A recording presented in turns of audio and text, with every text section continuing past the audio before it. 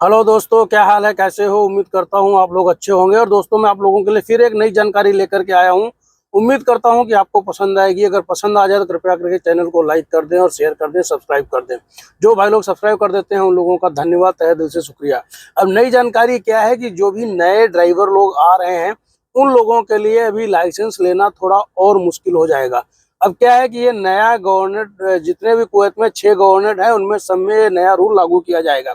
अब होगा क्या कि अब ये रूल क्या होगा? रूल अभी ये होगा कि एक नया स्ट्रक्चर तैयार किया जा रहा है जिसमें कि अंदर ही रेड लाइट भी बनी होगी, पतले पतले घर की जैसे गलियां जैसी बनी होंगी। सब कुछ मतलब जैसे अंदर के, हम मान लो कहीं मतलब ड्राइविंग कर रहे हैं। अब आपसे, अब ड्राइवर के साथ में क्या, आप 100 जो पॉइंट होंगे, 100 में से जो भाई 75 पॉइंट लाएगा उसका ही लाइसेंस का जो है आगे पास किया जाएगा, नहीं तो उसको फेल कर दिया जाएगा। अब उसमें क्या क्या किया जाएगा मैं आप लोगों को पूरा विस्तार से बताता हूँ। अब इसमें क्या है कि निजी वाहन, ये नई प्रक्रिया ये सभी 6 गवर्नमेंट में लागू होगी। निजी, सार्वजनिक और मोटरसाइकिल सहित सभी श्रेणियों को कवर करती है। इसमें मंत्रालय द्वारा ड्राइविंग लाइसेंस टेस्ट प्रारूप में 6 चरणों में किया जाएगा। इस चरण में सीट, पहला है सीट बेल्ट बांधना। चेक किया जाएगा कि आप सीट बेल्ट बांधते हो कि नहीं। गाड़ी चलाते समय ध्यान रखना।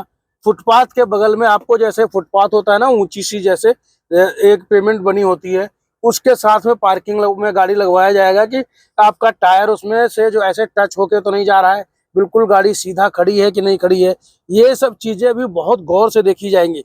फिर आगे रेड सिग्नल बना होगा, ठीक है। अब बत्ती पे आपको रुकने को बोला जाएगा।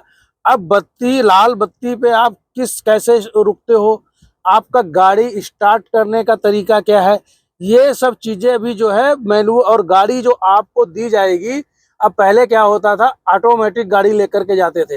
अब ऑटोमेटिक गाड़ी किसी को भी नहीं दी जाएगी, सबको मैनुअल ट्रांसमिट वाली यानी कि गियर वाली गाड़ी दी जाएगी। और प्रत्येक के लिए मतलब जो है पहले 4 चरणों में से प्रत्येक के लिए 10 नंबर होंगे, तथा लाल बत्ती पर रुकने और सीमित स्थान से मुड़ने के लिए, उसमें मोड़ना, टर्निंग का भी पॉइंट देखा जाएगा, यू टर्न भी होगा, उसके लिए 30 नंबर लाने होंगे।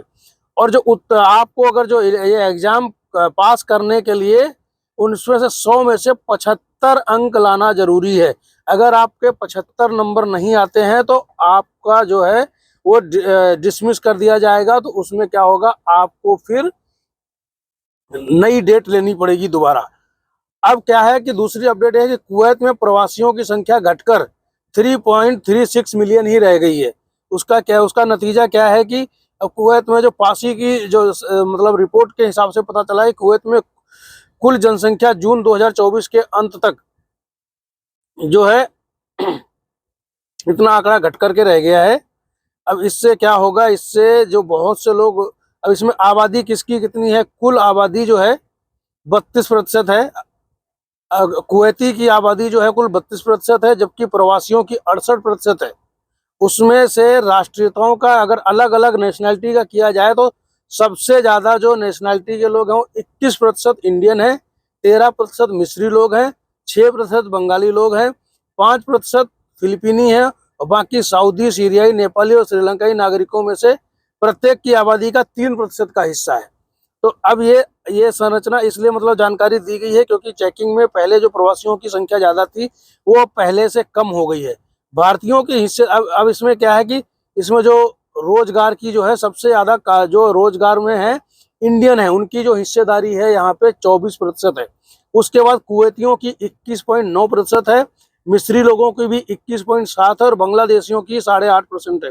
नेपाली, पाकिस्तानी, सीरियाई, फिलिस्तीनी, जॉर्डन और सऊदी सहित अन्य राष्ट्रीयताओं की प्रतिशत बिल्कुल कम है।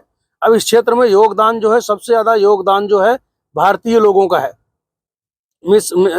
मतलब जो सबसे ज्यादा 68 पॉइंट, वो सबसे ज्यादा योगदान कुवैतियों का योगदान सबसे ज्यादा 78 पॉइंट है। अन्य महत्वपूर्ण योगदान मिस्र के 7%, भारतीय 4.5% और सऊदी के जो है 2% शामिल है। इसी तरीके से फिलिपिनो, जॉर्डन, सऊदी प्रत्येक का मतलब हिस्सेदारी का प्रतिनिधित्व कर रहे हैं। अब सबसे बड़ा क्या है कि घरेलू काम में जो है डोमेस्टिक वर्कर में है सबसे ज्यादा अभी इंडियन की तादाद है, उसमें 43% है। फिलीपींस का 21% है, श्रीलंका के 15% है, बांग्लादेशी 11% है, नेपाली, इथियोपियाई, बेमानी, माली, इंडोनेशियाई और मेडगास्कर जैसे नागरिक छोटे अनुपात का इनका बहुत ही कम प्रतिशत है।